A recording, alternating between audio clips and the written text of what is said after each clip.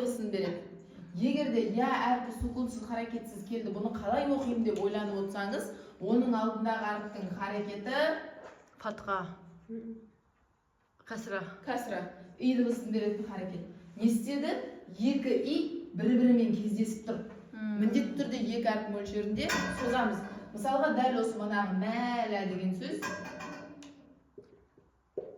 Ида харекет жоқ, оның алды кәсра. Милә.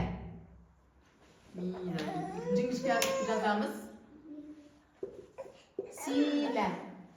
Енді синнің дәл сотталайықшы. Мынаны си деп жіңішке соссақ, мынаны сый деп жуан созамыз. Сиді, сиді. Ойбай. Силә, сыйды. Силә, сыйды.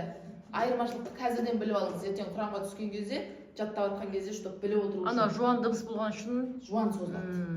Екіге созылады. Си деп ұстап отыра бермеңіз. Екі әріп айтылатында 2 секунд. Силә болды. Сыйды болды. Милә болды. Түсінікті? Енді үшінші әріп бізде қандай дедік? Вау. Бұл у дыбысын беріп тұрған әріп. Өзі сукунсыз харекетсіз тұрып, оның алдындағы әріптің харекеті не? Тануин жоқ. У дыбысын беретін харекет. Ұмытып қалып отыр. Дамма. Молодец, дамма. Екі у не істеді? Бір-бірімен кездескендіктен екі әріп мөлшерінде у деп созады екенбіз. Мысалға, жуан әріппен келіп тұрса, сухин, су, жуан. Немесе, сухун. Мынаны, көрдіңіз ба? Енді тағы бір, на всякий случай, бір айтып жіберейін. Мәт дегеніміз созу, тарту, арттыру деген мағыналарға бағынатын қағида. Қай әріптерді созамыз? Әлиф, вау, я әріптерді созамыз. Қай кезде созамыз? Любой кезде соза бермейміз.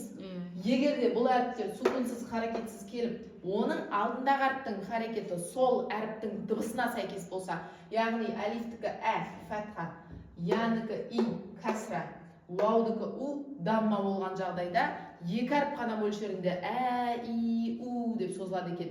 Жіңішке әріппен келсе жіңішке созамыз, жуан әріппен келсе жуан созамыз. Бұл қағиданы бізде тәжвидте табиғи мәт деп атайды.